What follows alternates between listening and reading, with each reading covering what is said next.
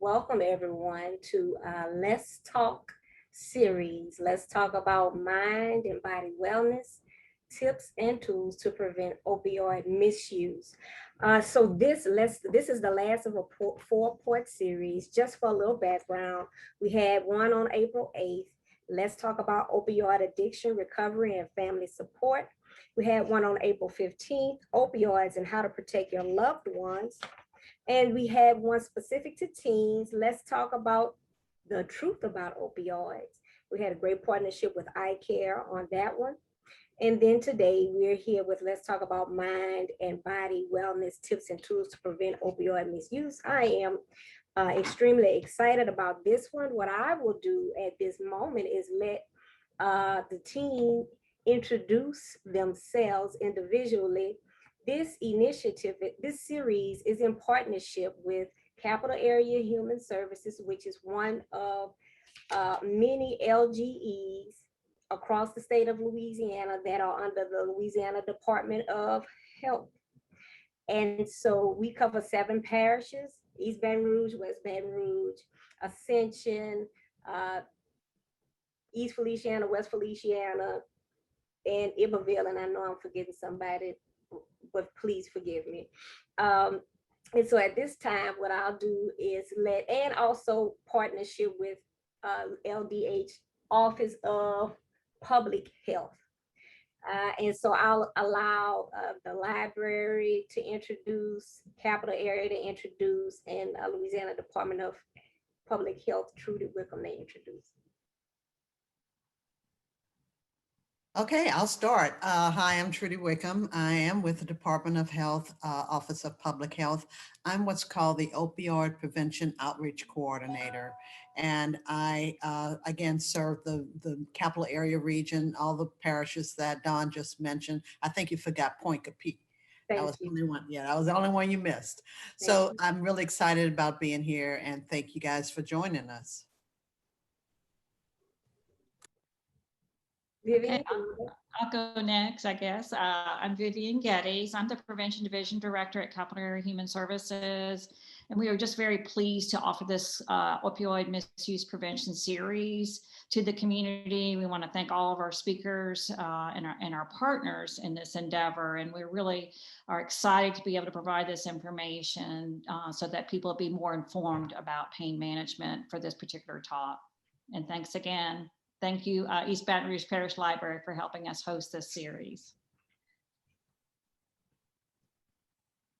All right, Ms. Ricky Davis with Capital Area. Yes, hello, you guys. I am Ricky Davis. I'm the Prevention Project Coordinator for Capital Area as well. I oversee our LaSOR 2.0 grant, which that may be a little bit more in detail information, but all things prevention, for us to be able to provide information to our community to help them prevent the use or misuse of opioids. And now we also are doing stimulants. So welcome to our last Let's Talk series. All right, and Jessica McDaniel with the library. I'm Jessica McDaniel. I'm a community programming and outreach librarian here at the East Baton Rouge Parish Library. My job today and this month has been to make sure the technology runs smoothly. And it's a fun road to explore technology.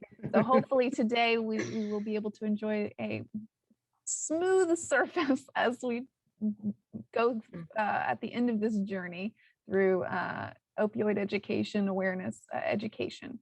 I've really enjoyed working with these ladies of Louisiana Department of Health and Capital Area Human Services. We've worked before, and I can't wait to work together in the future. I hope you enjoy today's presentation.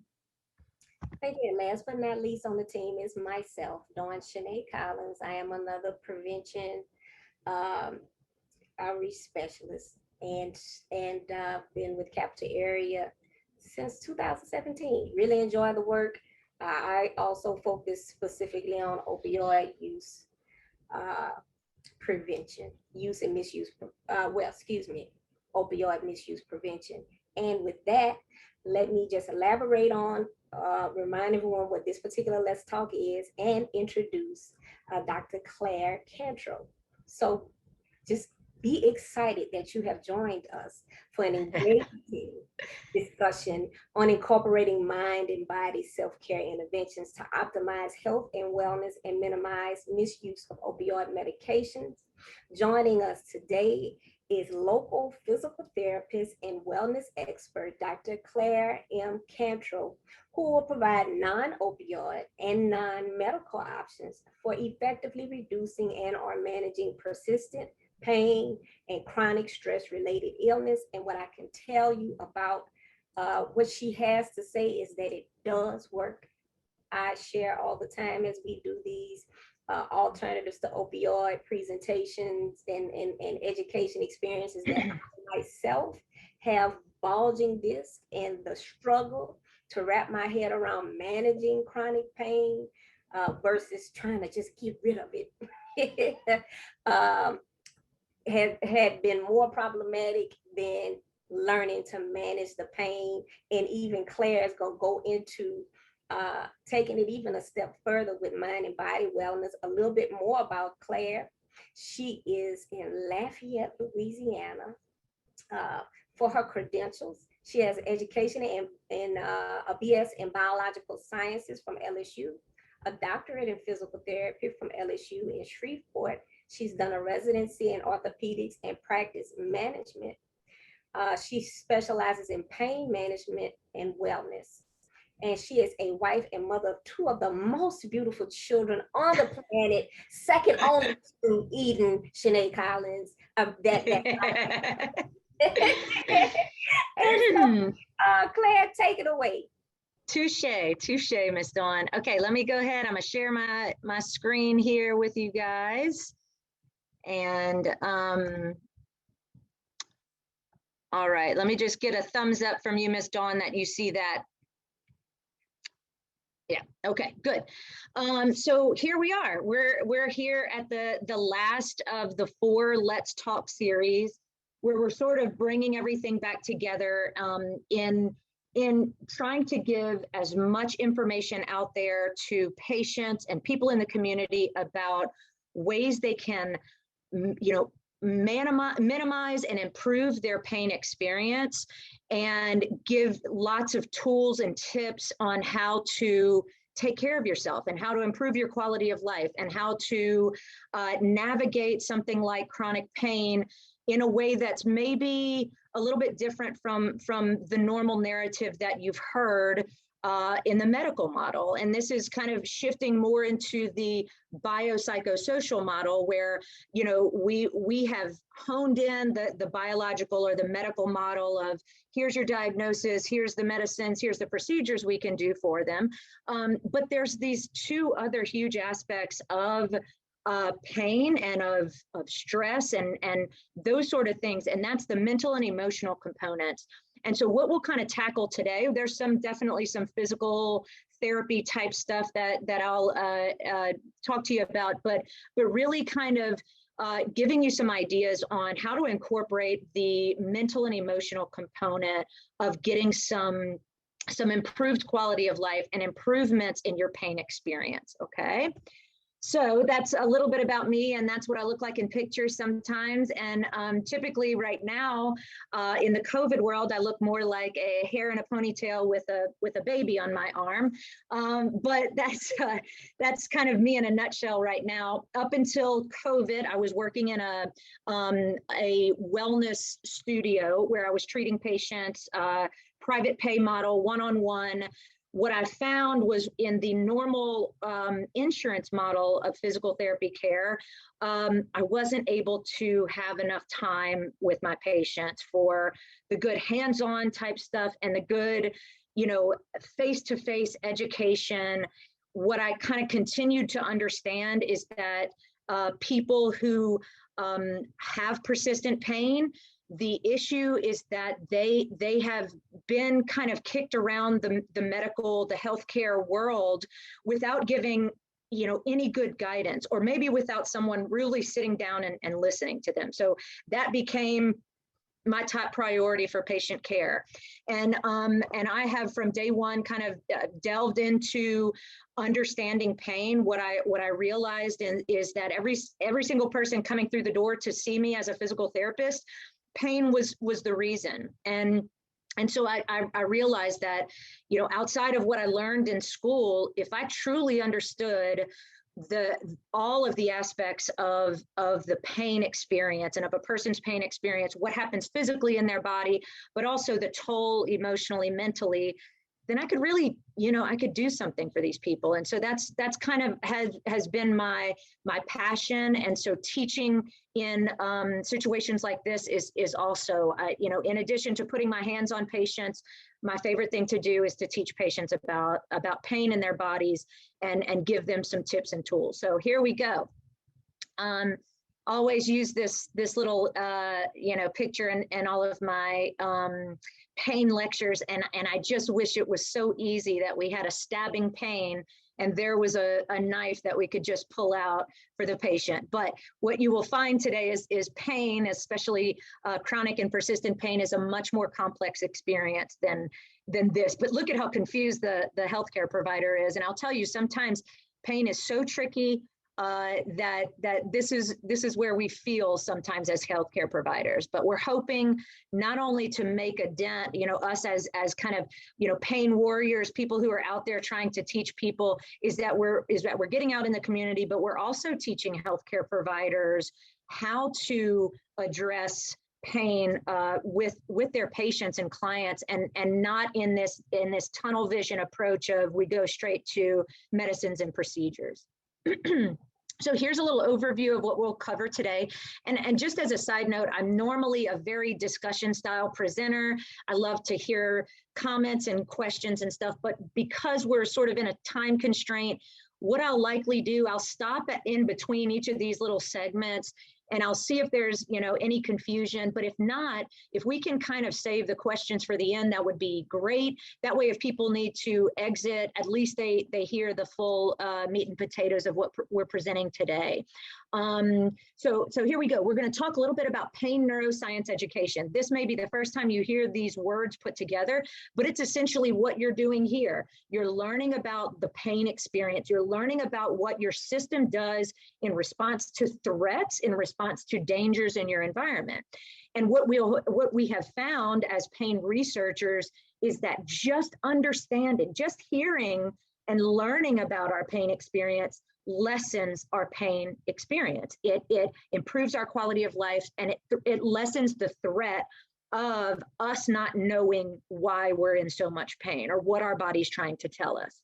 We'll go into some current concepts in pain science. So these are more kind of theoretical, objective thoughts about how, you know, maybe someone who has a certain job that they may feel pain in a certain part of their body a little bit worse because they're so used to using that part of their body. So that's just kind of a concept in pain science. We'll kind of show the difference between acute and chronic pain, and understanding that these two things are as different as, you know, cancer and irritable bowel syndrome, or what, you know, they have to be managed in such a completely different way. And that's kind of why we have found ourselves in this position in terms of the opioid epidemic, the mismanagement of patients across the board, is that we're trying to treat everyone as an acute injury or an acute pain experience when there's likely considerably more happening in the central nervous system in a persistent pain situation. And finally, we're going to finish with some tips and tools that you can walk away with as soon as today and start taking care of yourself, start feeling a little bit better, start changing how sensitive and how reactive your central nervous system is. And I think you guys are going to love it. And hopefully it's a review of some things that you've picked up within the community. And I'm hoping that these things are getting out there more and more, so we start shifting the narrative on pain and pain management. Okay, so pain neuroscience education. This is a book. It's a beautiful book. It's written by two big pain researchers, David Butler and Lorimer Moseley. And I love this quote from the book because it really just defines pain neuroscience education and the benefit behind understanding your pain experience. The physiology of pain can be easily understood by men and women in the street And understanding pain physiology changes the way people think about pain, reduces its threat value, and improves the management of it. This is a beautiful book. I'll have a resource page at the end, and this is included on there. And it is, you know, maybe a $25, $30 book, but it's beautiful. I print out pictures of it to give to patients. And you don't have to have a background in pain science to understand it. It's a beautiful book. So this is some of the research that's out there on when people purely go through a pain neuroscience education training, and outside of body work, normal physical therapy, manual therapy, medications, all of that stuff aside, purely just teaching patients about their pain. And these are all of the research out there that shows improved quality of life, better sleep, getting back to work quicker, decrease worry and anxiety, decrease expenses of procedures, medicines, all of that stuff, and decreases your pain. Just by understanding what's happening in your body can reduce your pain and your pain experience. It's a beautiful thing. So I hope you guys enjoy. So one of the things that I hear all the time with patients, especially in persistent pain, because you've gotten punted around the medical model, you maybe go to your primary care. The primary care says, oh, I'm going to send you to this orthopedist. The orthopedist takes images, gives you anti-inflammatory, gives you medicines, tells you, okay, let's see how this does. Come back and see me. Maybe we'll try an injection. Maybe we'll try some procedure. That didn't work. Let's try physical therapy. Let's try. And it's not necessarily all that way. But I will tell you, at the end of it, is after you've gone through all these different avenues with little success or no success, then you sit there in front of them and they say, maybe we should look at, mental health therapy or cognitive-based therapy, or they insinuate that this is all in your head, that you're making it up. And the thing about it is I don't think as a healthcare practitioner, that is ever the intent, is to say, oh, this is all in your head or anything like that. And if someone's trying to teach you a little bit about the neuroscience of pain, they're not wrong. And they're not wrong in the sense that the brain is the central operating system, and it is the primary reason that we have a pain experience. So the brain is constantly receiving input from the system. We have all types of sensory receptors within our body, on our skin, and it is getting feedback from our environment about what's good, what's bad, what's cold, hot, what hurts, what doesn't, all of that stuff, what's maybe threatening or dangerous. And that information is coming into the system and it's going to the brain. The brain has the final decision about whether or not what sensations we're experiencing should elicit and have an end product as a pain experience. And so in the situation that the brain is the key driver in our pain experience, which is a hard concept to understand when it hurts here or it hurts in my below back, to visualize that it's coming from the brain. But hopefully by the end of this lecture, you'll sort of understand that. And so if you've ever heard that, I don't want you to feel discouraged. I know it's hard. What we have done in the healthcare world is a huge disservice to you to not sit down with you right up front and teach you about that concept of the brain being the primary motivator and driver for our pain output or our pain experience. And so what we've done is we've shuffled you through all of these other avenues to then end up and say, well, maybe you should see, we should put mental health practice and or this sort of pain neuroscience education, whoever it comes out of, a physical therapist, a physician, it doesn't matter, whoever is willing to kind of drive this ship, that needs to be the first point of contact for any sort of pain experience, for pre-surgical stuff, for any of that. What's most interesting and amazing about the human body is something called neuroplasticity. Our central nervous system, our peripheral nervous system changes over time. It's why someone who has never played an instrument picks up the instrument, and the more they practice, the better their fingers get at strumming and doing things. Okay, so that's how we adapt over time. basically our fingertips have more and more nerve receptors to be able to pick and play the guitar to make us better in those things. So that is what we call neuroplasticity. We are adapting, we're changing our body, our brain, our nervous system has the potential to change in the most positive ways as soon as right now. Now, the dark side of neuroplasticity is pain, is persistent pain.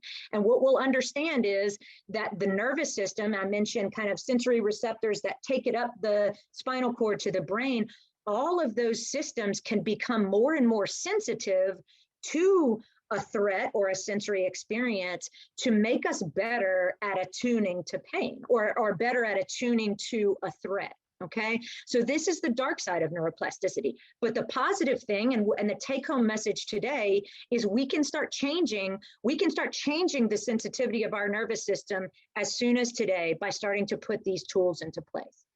So I always like to say, to understand our pain experience, we really have to understand the whole experience of sensory processing. So there, at any given moment, we are covered in sensory receptors, again, all on our body, within our system, on our organs, everywhere, that's constantly receiving input from the system. So it's been documented up to 15 million sensory things that are coming into the system and going to the brain at any 1 second. Now, most of us can only feel in our conscious awareness about 10 of those things. So I can, if I'm sitting here, okay, I can feel the back of my legs, my buttock on the seat. I can feel the temperature in the room. I can feel how my hair is hanging. I can feel those things if I really think about them and I'm mindful. But think of the millions of things that we're not aware of that are coming through the system. They're going to the brain to say, hey, is this something threatening? Do we need to worry about this? No, don't need to worry about it. We don't even realize it never reaches our consciousness. Or maybe something comes up and it says, you've been sitting in that chair for a while. I'm getting a little twinge, a little twitch happening in the low back. Should we do something about this? Yeah, maybe I should get up and move around, or I should shift in my chair. So this is happening so fast and so much at a time that we can't even fathom how much of this is going on. Okay, so we have some sensory input. It travels up the spinal cord. So it comes in from peripheral nerves to the spinal cord, travels up the spinal cord to the brain, and the brain decides, have we been here before? Is it dangerous? Do we need to do something about it? Or is it just benign? We don't need to ever attune to it. And then either a motor output occurs or a threat response occurs or anything like that. But that is as simple as we can get it in our sensory experience. And pain is a sensory experience in response to some threat in our environment or some perceived threat in our environment, which we'll understand is not everything is actually threatening, but sometimes our body is taking it in as a threat and our brain is recognizing it as a potential threat, okay?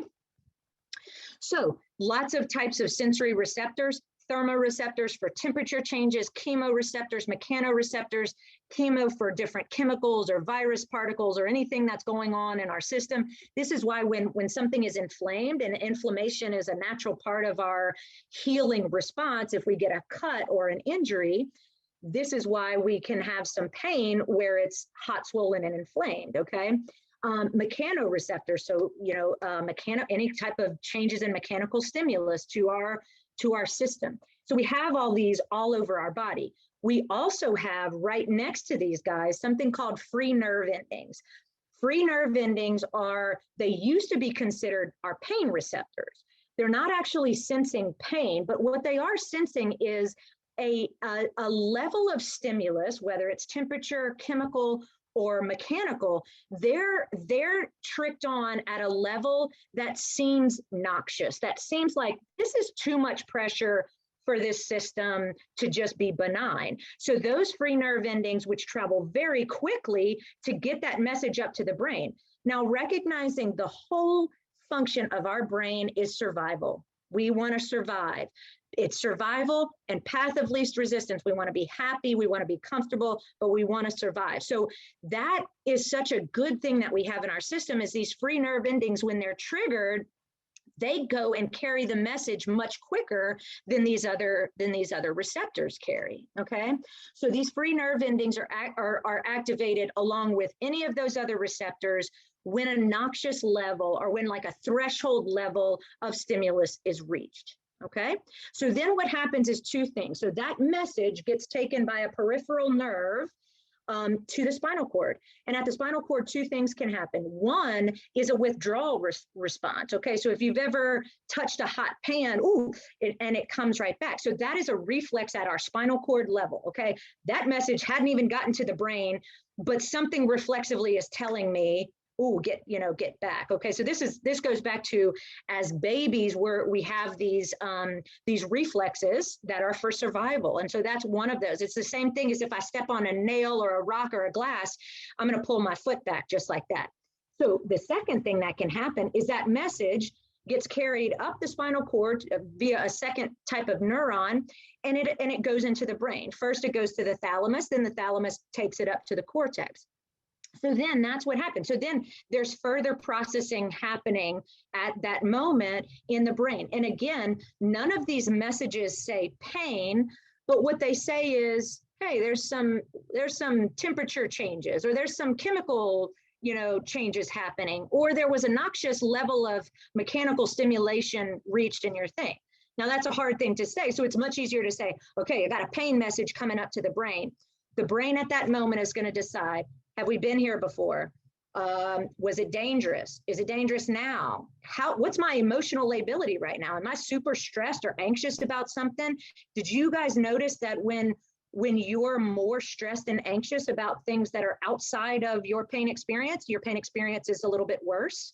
So most people are recognizing that in the COVID world and how things really shifted last year and how anxious everyone was, how much that really impacted all the other things, all the other systems, okay?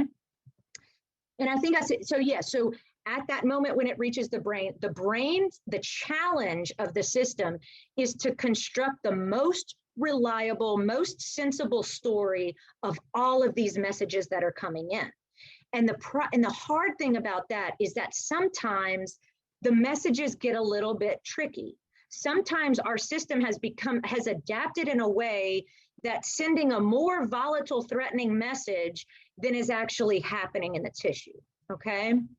So most of the time, the brain responds with some output, or it kicks that message that's not useful for right now. We don't need to know that without us even being aware of it, okay?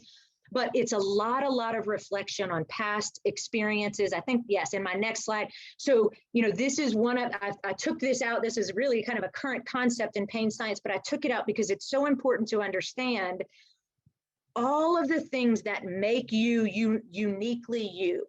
All of the experiences you've had in your life, all of the traumas, all of the good, all of the bad, everything your parents have had, the inherited family stuff, your race, your gender, your education, your belief system, your religion, all of these things make up who you are and help your brain to recognize specific threats. Okay, so all of those things that we don't think about that make us up and make us uniquely us have a role in how our brain, processes any specific bit of information that's coming in.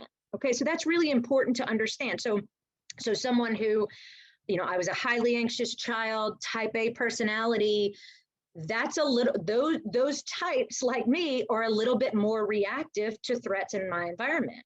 So something that is maybe benign to someone else, my central nervous system is kicking on and it's reacting and saying, hey, there's a threat, there's a saber-toothed tiger, when it's really just a leaf shuffling on the ground when I'm walking in the dark or something like that. So different wiring, different personalities, different belief systems is going to set you up for how your brain is reacting and responding to the sensory input that's coming in.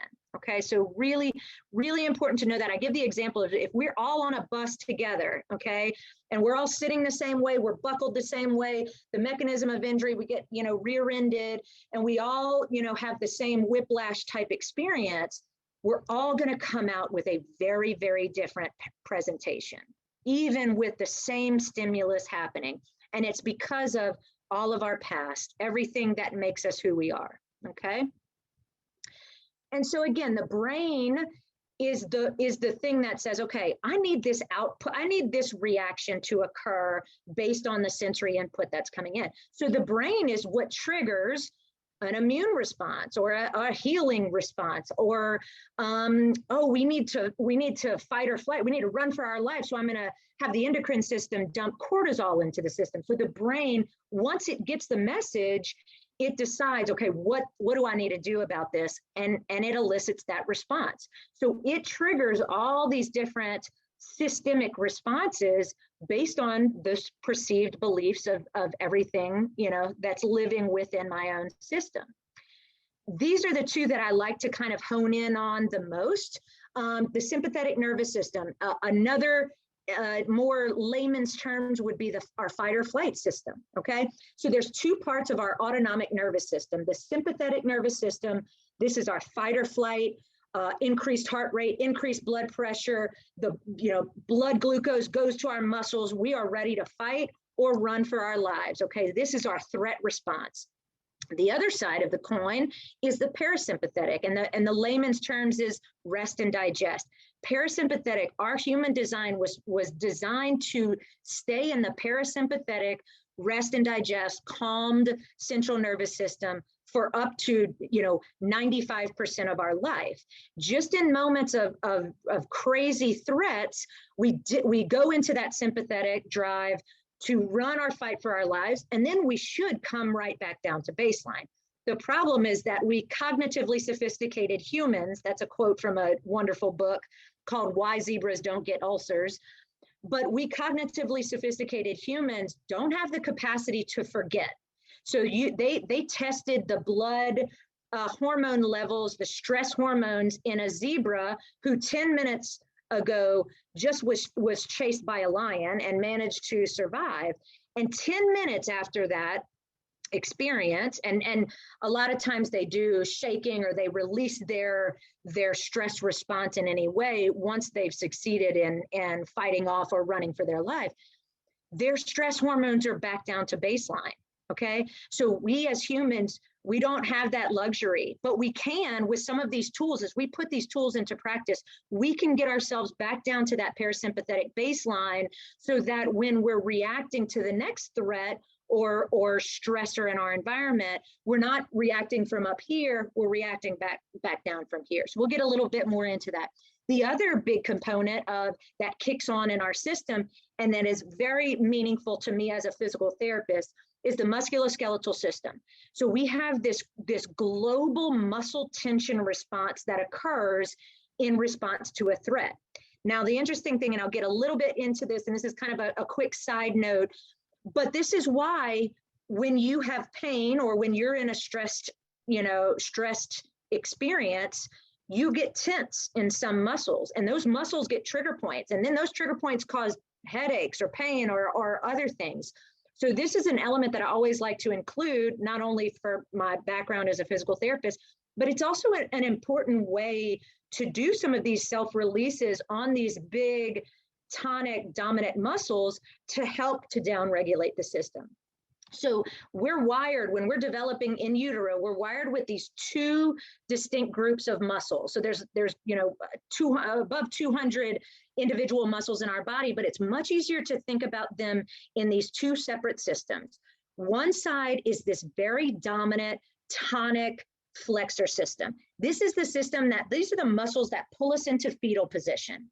These guys that when we are experiencing some threat in our environment, they are kicked on. They're ready to fight. They're ready to dominate. Now, we're not being chased by saber-toothed tigers in real time anymore, but we do have deadlines. We have arguments with a spouse. We have children who, throw tantrums. That's me personally, any of those things. And so our body's reacting in this sympathetic, reaction, even to these very minor, minute, benign stressors, but we're getting stuck in these stress responses. So with this big dominant system, so these are all the muscles that on you, you can point to, they're always tight. They always hurt. They always feel tight. They're always, they're always problematic. And in the physical therapy world, it's the ones that we're always trying to release and stretch, right? The other system, the phasic system, actually works in opposition of the tonic system. And this system is more designed for stability and endurance and posture. These are the muscles that hold us upright or that fine-tune movements, okay? So you can recognize that when we're running or fighting for our life, we don't need our movements to look good. We don't need them to be precise. We don't need to have good posture. We need to just be able to run or fight.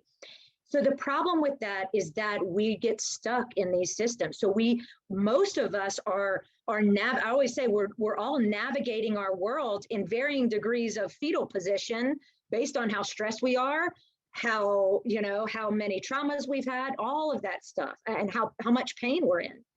So these two systems are in opposition for this reason alone. There is something within our system. Now, these words are a little bit fancy, but I just want you to kind of get the concept. We're wired with something called reciprocal inhibition. This is the idea that muscles always have an opposing force. So we have an agonist muscle. The easiest example is the biceps and triceps, okay?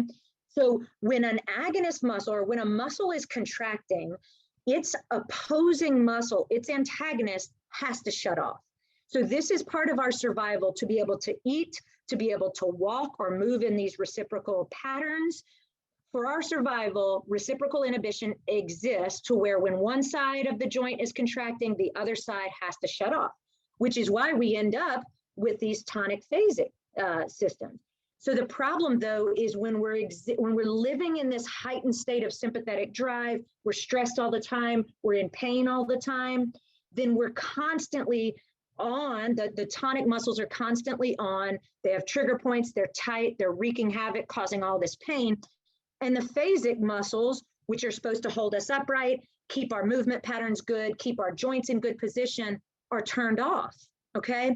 And so then, in addition to whatever pain experience and whatever sensitivity is happening in our system, we also have this huge overlaying muscle imbalance thing that's also setting us up for more pain, more joint dysfunction, all of that kind of stuff. And we'll circle back here towards the end. I'm going to just take a quick stop and gauge how everyone is. We're a little behind on time. I don't see any questions right now in the chat, so I'm going to move right on through. That way we can get through all the tips and tools by the end, but hopefully you guys are all kind of still with me. Okay, so some current concepts. Pain is normal and it is necessary. There are disorders and diagnoses. Leprosy is one. Diabetic neuropathy is one. There's actually a disorder called insensitivity to pain syndrome. These people live a very, very complicated existence because they don't have an intrinsic alarm system that tells them when a threat or danger is present, okay? So if you can start framing the narrative of pain being an enemy and actually looking at it as, I'm so grateful for whatever this is in my body that's trying to alarm me or alert me to something. It's trying to tell me I need to make some transition. I need to make some movement. I need to change something about, and that's really hard, guys. Mindful practice is so hard because it's about being aware and present without being judgmental, being curious about, okay, why does that hurt? Or why is my pain more today when it doesn't feel like I've done anything different? Being curious and not judgmental and not angry, okay? This is a huge positive thing for us that we have the ability to feel pain and have these alarm systems in our body. Now, most of you might be saying, okay, well, that's much easier said if you're sitting there without pain. And I can definitely understand that. It's a hard concept, but to recognize that we are built for survival, then our pain alarm is a necessary thing for our survival, okay? Number 2 is pain is an illusion. So this kind of ties into that. Is it all in my head? People don't like to hear this, but I will tell you, this is so very true. They do pain experiments, which I'm not sure who signs up for pain experiments, but they do these pain experiments and they can tell that regardless of what's happening in terms of the sensory experience, just by what a person is seeing visually, they can rate their pain experience as higher than it actually than in other cases. So an example there, if you look at the picture on the right, the experimenter has a cold, not too cold, but just a cool metal rod. And what they're doing is they're touching the skin of the people who are participating in the experiment, which should be evaluated. But they're touching the skin, and they say, every single time I touch you with this steel rod, I want you to rate your sensory experience. I don't know if they call it pain, but they rate it as, oh, that's really intense or not intense, okay? As they were touching, these guys had goggles on, they would show either a blue light or a red light. Now, just because of the belief system in our society of blue meaning cool waters, nice, easygoing, and red meaning hot, danger, fire, you can see that the same stimulus is rated at a higher intensity when a red light is present versus a blue light. Now, they've done this study over and over and over again, and this is what they come up with every single time. The same thing they've done a study where they put what looks like, if you go to the barber shop, the hair dryer thing, they attach that over the head with a slight little buzz and a sound, right? And what they do is they put the person in front of the intensity knob, okay? And the experimenter goes and says, okay, at each point, every time you hear a ding, I want you to rate your intensity. And as they're doing that, the person is cranking on the intensity knob. Now, it's not changing the intensity of what's happening here, but they're watching the intensity knob go. And they are rating their pain experience or their sensory experience at higher and higher as they see the knob change. Okay, so it's almost an optical, it's like our system is sort of lying to us. Our eyes are telling a different story from what's happening in the system. Okay, the last example I use is this picture on the left here. It's the rubber arm experiment. And I think if I didn't include in the resources, I will circle back and get this to the powers that be. So basically you take your own good arm and you put it behind a box, okay? And in front of you, they put say it's your right arm, they put a right rubber arm in front of you. And what the experimenter does is they take, say, a metal object, and what they'll do is they do the same stimulus to the rubber arm that you can see that they do to your arm that you can't see, your real arm that you can't see in the box or behind the screen, okay? So they're, stroking, they're tapping, they're doing different things.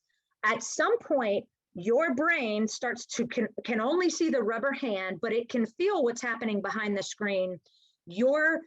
Your brain starts realizing and recognizing that rubber hand is actually your own, okay? Just purely based on the stimulus that is coming through on both sides and what you're seeing, okay? So then he puts, sorry about that, I have my alarm set just to keep you on tap. So then he puts down the metal rod and he takes a knife and stabs it into the rubber arm, not into the real arm, and the person cries out in pain, because their brain has adapted to now know that rubber arm is their arm, okay? Really incredible, powerful stuff. Pain is complex, which we'll understand as we look at persistent pain. Pain, you can have a massive pain experience when there's no tissue present at all. So this is like a phantom limb situation. You can also have no experience of pain when there is massive trauma involved. So think about a soldier who steps on a bomb or something and has a massive explosion, but yet in that moment, again, survival is, their brain says, just get to safety, just get to safety. So they don't feel the pain in their leg until they get to safety, and then all of a sudden, that's when they start to feel it. So again, if you can realize the prioritization of the brain for your survival, then that's when you can start understanding why these alarms are going off, okay? What we have to figure out is this alarm actually truly reflecting what's happening in my body or what's happening in my environment? Or is the alarm too loud because something in my system has adapted to make it more and more loud, okay? Pain relies on context. I love this. I mentioned, so if you know, a paper cut on your fingertip doesn't feel good to anyone, mainly because we have a lot of sensory receptors on our fingertips. But if I'm a professional soccer player, I have a you know, paper cut on my finger, I'm going to be able to go out and compete on the field and not think about my finger, okay, at least till after the game is done. All right. But if I'm a professional violinist or a pianist or something where I'm using my hands and it is so, then this pain is going to be so much bigger than to the soccer player. Okay. Now that's part of, okay, now I've got more sensory receptors because I'm using my hands more. That's certainly a factor, but it's also more meaningful. If I can't do my job and get paid for it, I won't survive. I won't, you know, and that's, again, that's what, we don't think about that on the conscious level, but that's the underlying thing that's happening within our system, okay? The little boy on the bike, I always say this, you know, if he falls off his bike and he turns around and mom and dad, oh, you know, are just terrified and they're crying, you know, he's going to immediately be terrified and crying. But if he turns around and his buddies are, oh, get back on the bike, come on, let's do it. He's going to hop right back up on the bike. He's not going to feel those things, you know, they're going to go and ride for an hour. Well, then he gets home. And then he looks down, he realizes he's bleeding and, oh God, what do we know about bleeding? It must be horrible. Now the tears come, now the pain comes. So contextual, it depends on what's going on in the environment and the benefit to us to lay down and writhe around in pain or to go about our business, okay? Probably the most important is pain being enhanced by fear and lack of knowledge. So lack of knowledge, this is why you're here today, okay? But how many of us have had some type of symptom that we've typed into WebMD, right? It's terrifying what's out there because we either have, you know, a jammed finger or we have lymphoma, and there's no in between. So and realizing that, oh, I typed my headache into WebMD and this is horrible things come up, my headache gets worse. I don't know if you guys have experienced that. They did a study on people with severe hip osteoarthritis. They had, you know, all this inclusion criteria where these groups were very similar, divided into two. They had the same procedure by the same physician. But the two groups pre-op, one sat down individually with the physician. They got to feel the metal prosthesis. He went over, not in too much gory detail about what the procedure looked like. You're going to feel so much better. It was all this positive reinforcement. The other group sat together in front of a video of a hip replacement. And if you've ever seen any orthopedic surgeries, it's quite terrifying. So they didn't do any communication with these people. They rated the postoperative pain of these two groups that had the same procedure by the same surgeon, and there were severely higher postoperative pain in the group that watched the barbaric video. Okay, I'm going to keep rocking and rolling. I see there might be a couple of things in the chat, but I want to make sure that we get through all of this. So acute versus chronic pain. Acute pain is what we typically think about in pain. I have an injury in my tissue and I have pain where that injury is. Okay, so it's part of our alarm system. It's typically a true reflection of what's happening in our tissue. And the good news about that is that the moment the tissue is healed, the pain should be gone. Okay, now keep in mind, if you look at that little pie chart, thoughts, emotions, the psychosocial aspects of who we are as a person and who we are as an individual still play a role in our acute pain experience, okay? But you'll find in chronic pain, they play much more of a role. And I would even say that tissue input is, in most cases of chronic, longstanding, persistent pain, is even less than that. And certainly there's fascial restrictions, trigger points, muscle tension, like we mentioned before, that is creating and worsening a persistent patient's pain experience. But a lot of times it is much more about the sensitivity of the nervous system and about our thoughts, emotions, and and mental aspects of our pain experience and what that pain has done to our quality of life. Okay, so we're no longer, when we enter into the chronic pain where it becomes what we call centralized in our system. We become a heightened sensitivity in our central nervous system. So the spinal cord and brain become better at receiving messages about dangers and threats in our environment. And it becomes less about the tissue. Even though we feel it here or we feel it in our low back, it's much more about the connection, the nervous system connection between the low back and the brain, and not necessarily the actual tissue in the low back. Okay, so if we think that once the tissue has healed, the pain should go, that is what we hope for. That's what acute an experience of pain based in nociception and in true tissue damage and health. That's what true pain is, or true acute pain is. This is a graph that shows that exact same thing. So it's pain versus time and time for healing. So the moment of injury, we have pain, our pain goes up. Once our tissue goes through the inflammation, reparative healing process and scarring, that pain should go down. The pain level should go back down to baseline. We should go back down to that parasympathetic rest and digest baseline. The problem is that sometimes it doesn't. So that curve at the top is a pain experience based in a heightened central sensitization, okay? So we'll go into that a little bit more. So what does central sensitization mean? So this is another term for chronic pain or persistent pain. It means that the number of sensory receptors in the area that I was injured starts to grow. So my DNA, my proteins start making more sensory receptors to protect me from future issues in that same spot. Okay, this is why if you've ever gotten hurt in a certain area, when you get maybe sick or inflamed or anything, that area hurts a little bit worse than the other areas. It's more sensitive. It's got more receptors. Again, it's all about survival. It's there for a reason to help you prevent having that same injury happen again.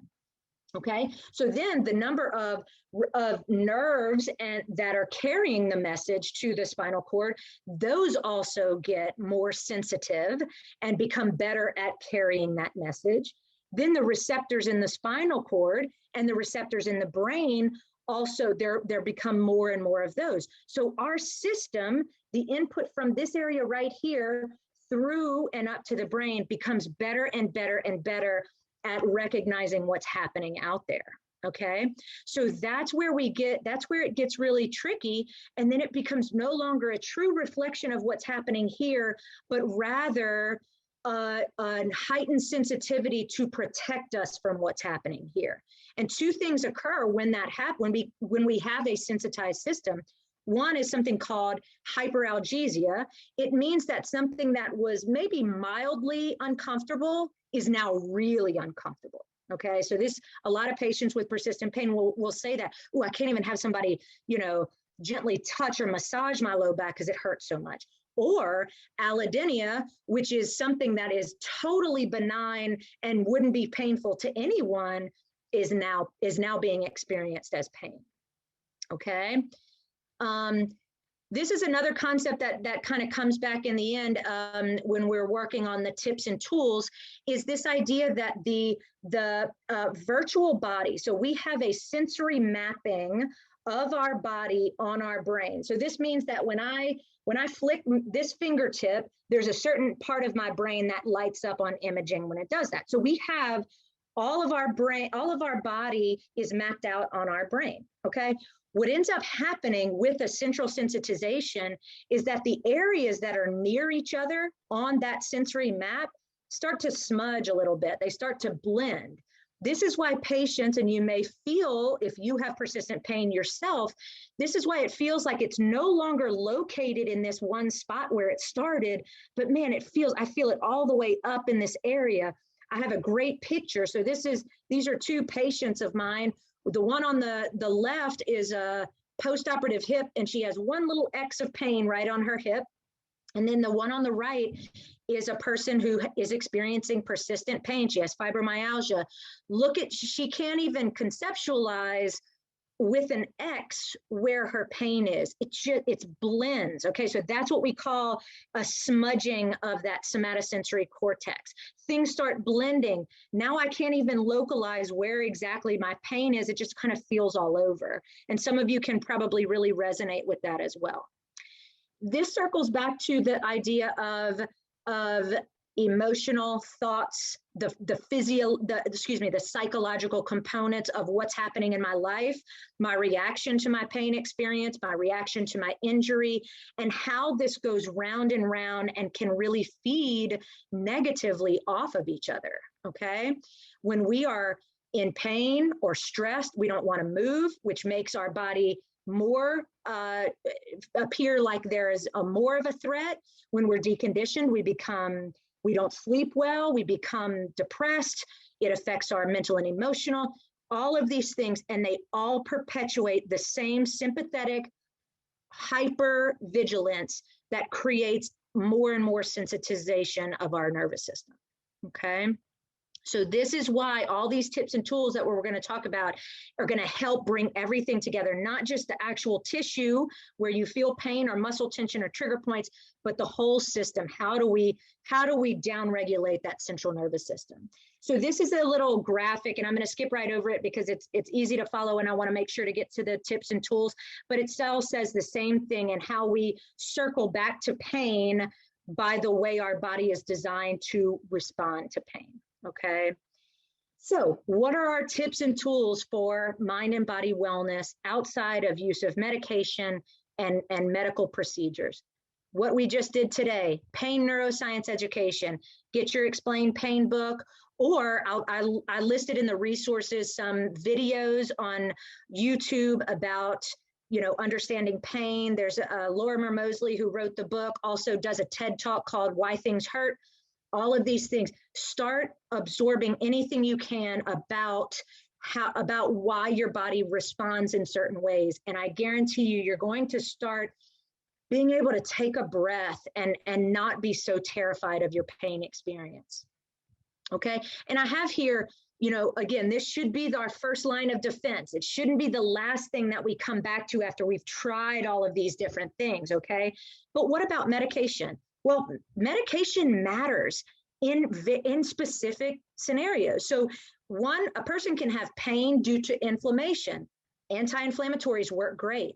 A person can have pain due to muscle spasms or trigger points or muscle tension. Muscle relaxers work great. A person can have pain due to neuropathic pain injury, have a nerve compression or something like that. Neuropathic pain medicine works. The thing is when we try to throw opioid or some global, pain medicine that's not very specific at our system, it usually misses the mark, but starts to change things on other levels. It starts to lessen our body's own intrinsic ability to make their own endogenous opioids. Okay, so medications are not evil. They are, but there's a role for them, which is why in like managing acute pain or injury, the old adage is price it, protect it, in a brace, rest it, ice, compression, elevate, all those things that we sort of know about, those are so good in those more acute pain episodes, okay? But they don't necessarily work when we're looking at a chronic persistent pain. So there's three things that we do for chronic and persistent pain. The first is to calm the central nervous system, okay? The second is retrain the brain. So I'm going to teach you, so we have hopefully understood that the brain is the primary final output, the final decision maker on whether or not whatever sensory experience is so threatening that we need to create a pain experience. So there are ways when we become more sensitized, there are ways to retrain that and downregulate that and desensitize the brain and the nervous system. So we'll talk about that. And then finally, restoring homeostasis and balance to your system. This is why you've always heard yoga, Tai Chi, all these beautiful things that move our body are so good for us. Yet it's really hard when you're in a chronic pain cycle to muster up and go and do those things, okay?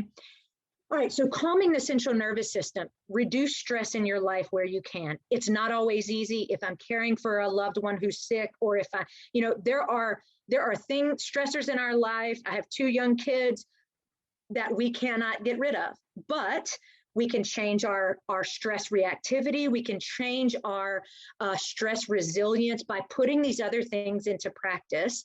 Meditation, mindful awareness, quality sleep is like the number one take home message. But most always say, well, Claire, I know, but I'm in too much pain to sleep. Totally get that.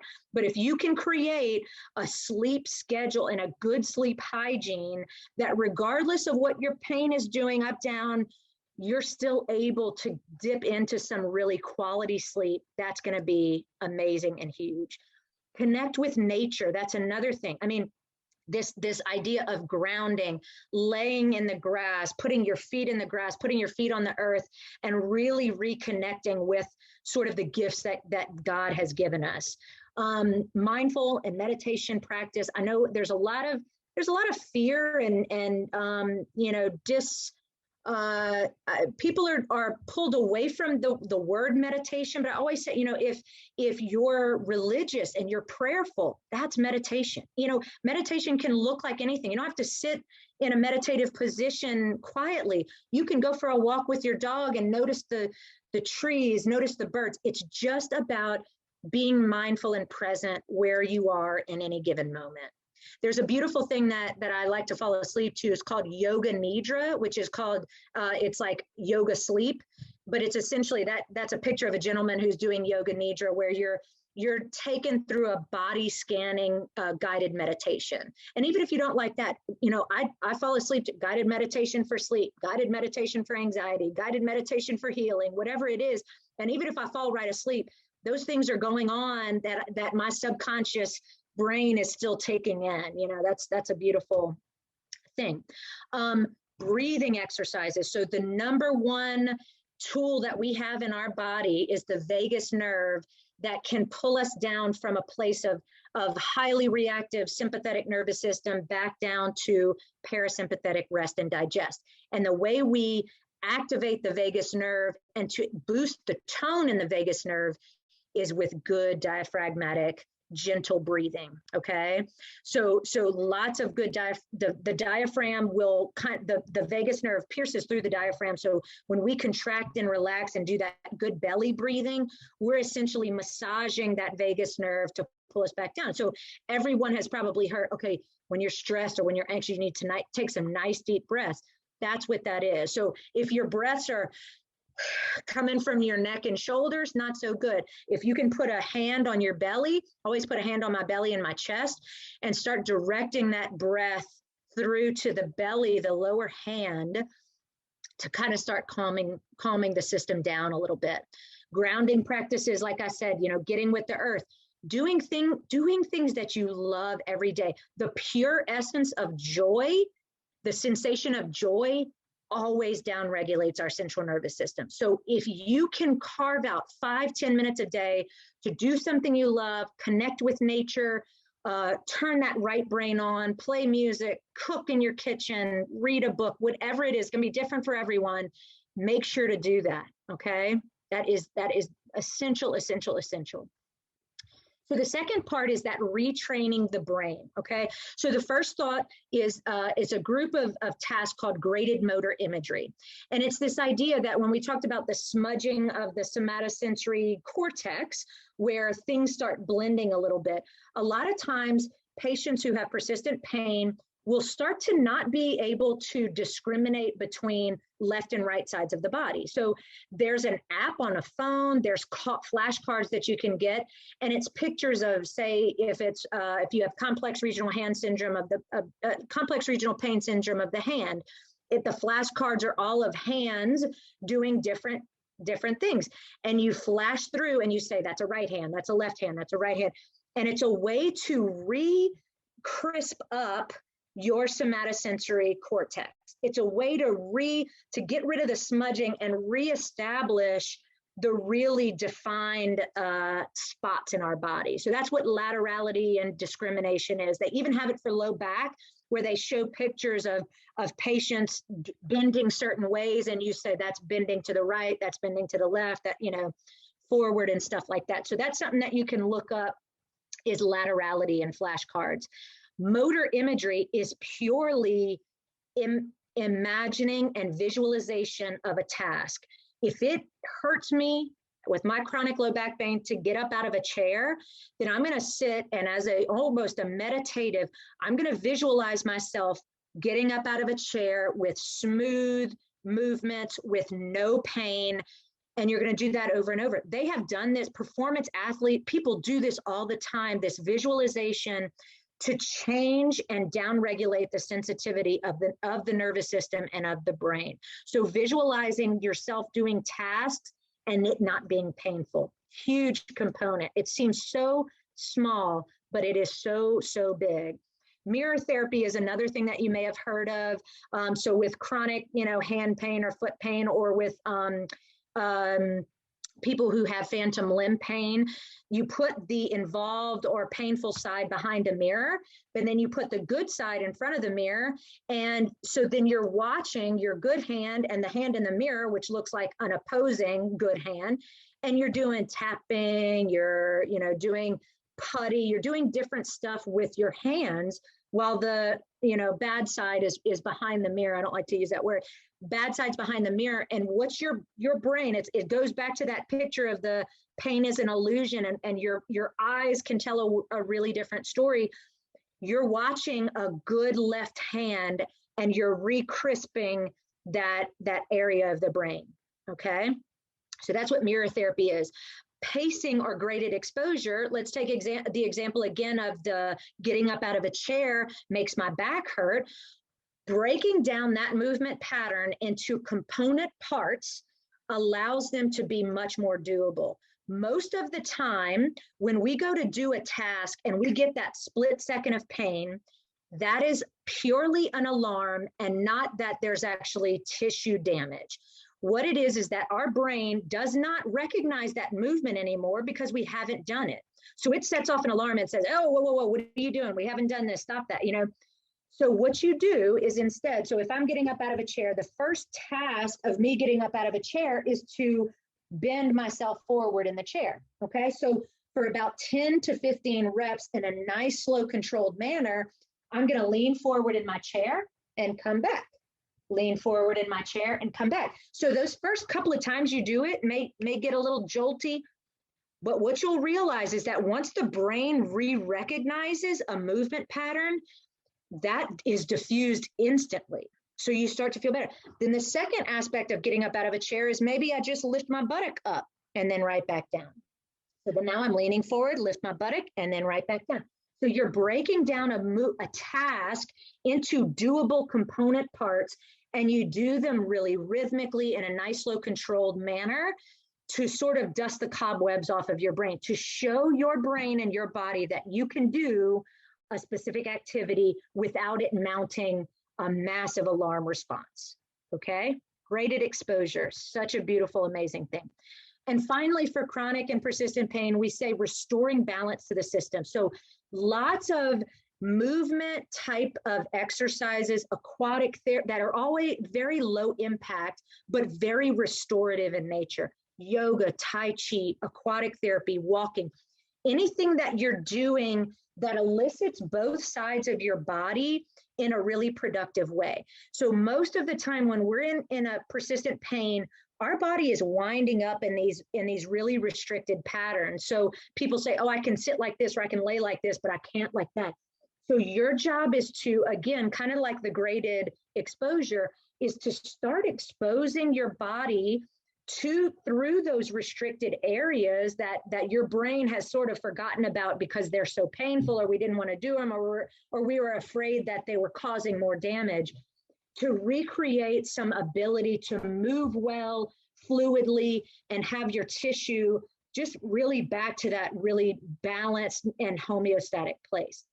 Another interesting thing, so if I'm seeing a patient with persistent chronic pain in the clinic, I'm not going to have them in the corner doing, TheraBand exercises. We're going to be flooding the central nervous system with good positive input.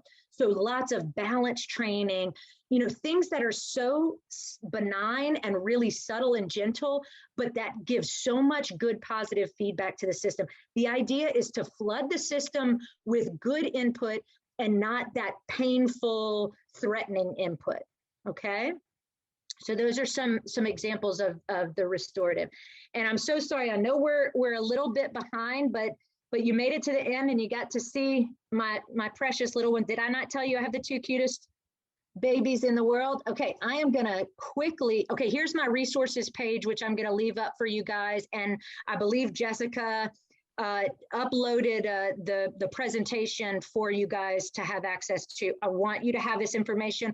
I want you to go and look at it, think about it, send me emails, or reach out to another, pain practitioner provider that you can connect with. But I'm going to open it up for questions, thoughts. There weren't really Okay, questions, Claire, just awesome comments. Awesome. The last one, the best. Your children are adorable. That whole idea of gratitude for your pain was something that struck me. So, and you don't think about that because it's a beautiful message that, you're actually able to feel. Yeah, I will say I did not include this, and I should have. I brought my book with me. Okay, this book, it's called The Gift of Pain. It's written by a guy, Dr. Paul Brand, and if y'all recognize that name, he was the head orthopedic doctor at the Leprosarium here in Carville, Louisiana. And he was the first to truly understand pain as our friend, and as the alarm, the friend that is alerting us, hey, something needs a little adjustment. Now, sometimes that's really just a simple acute adjustment, like with acute pain, I got to prop it, wrap it, ice it. But sometimes it's more of that central nervous system down regulation. That's the component in all of what we have ever understood about pain that's just been missing, and instead healthcare providers are saying, oh, well, maybe it's time to see a mental health, or it's all in your head, or it maybe, and that doesn't leave a good taste in my mouth.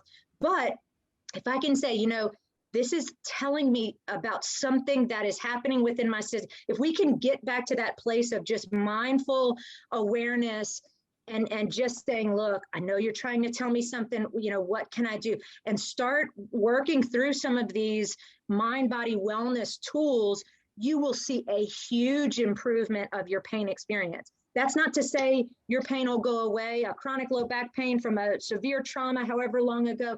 But if we can get to a point where we can live and live well, regardless of what's happening, that's a huge thing. So anyway, thank you for that comment. Thank you, Claire. This is Vivian Geddes. I just wanted to let you know we really appreciate the presentation that you made today, and it's just full of great information. And we had a pharmacist that spoke in one of the series, and the question I had for her, and I wanted to pose this to you as well, is we know that a lot of people, as you mentioned, are dependent or addicted to opioids because of mismanagement of pain.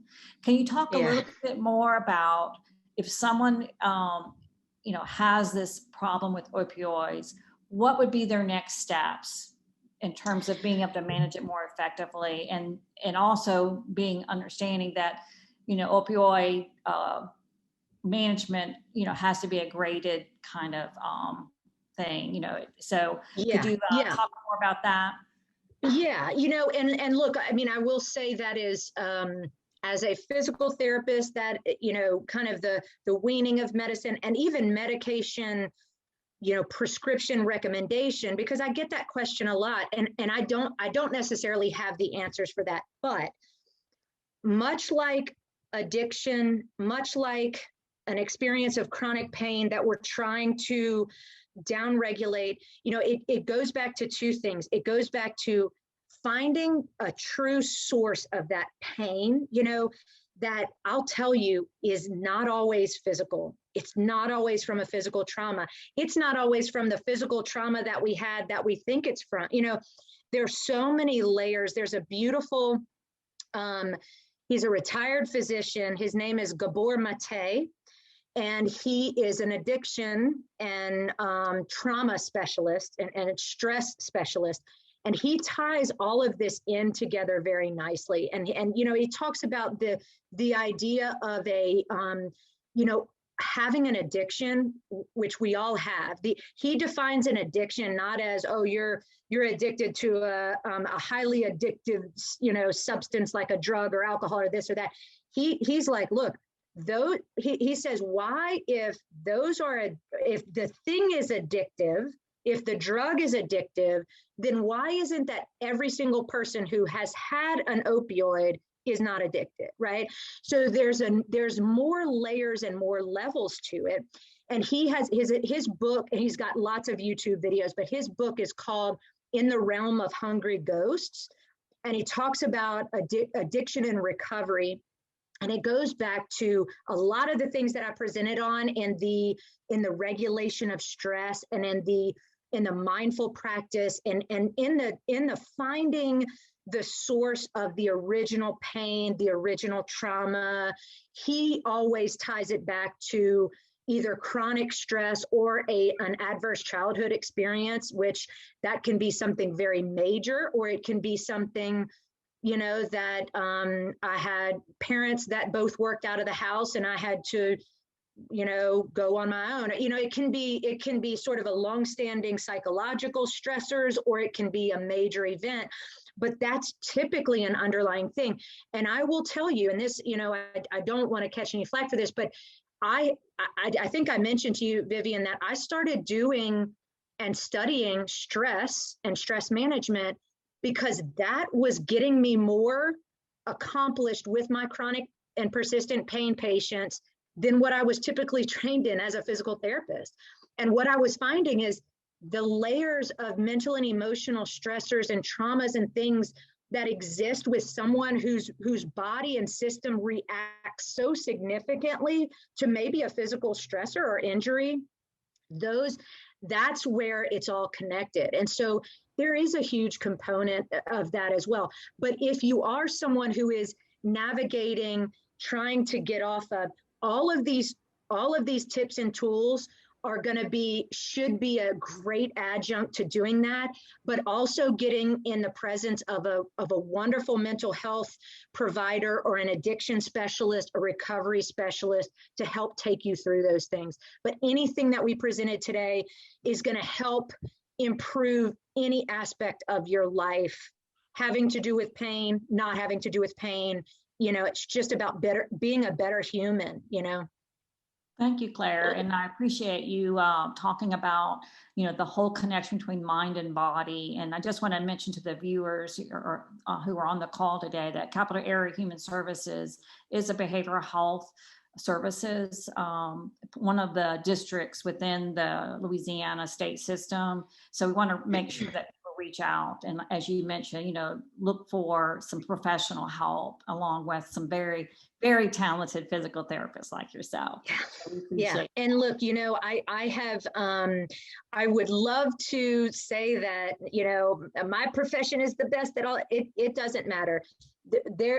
Find the person, if they're a body worker with no degree, or if they're the top physician pain management specialist, find someone who you can sit in front of, who listens, who can talk to you about these things, who can navigate this road for you. That is the most important thing. Physical therapist, occupational therapist, mental health practitioner, you know, it doesn't matter. We exist out there and we're trying to get this word out, and we're trying to right the wrong that we've created in the healthcare field around pain. So thank you guys so much for coming. And look, my email's there. I love, that's really the best way to reach me, where I can jump on later and respond in a good, thoughtful way. But I love teaching, as you can see. And so if you guys have any other outlets or other community groups that you belong to that you feel like this message is important, you always please reach out.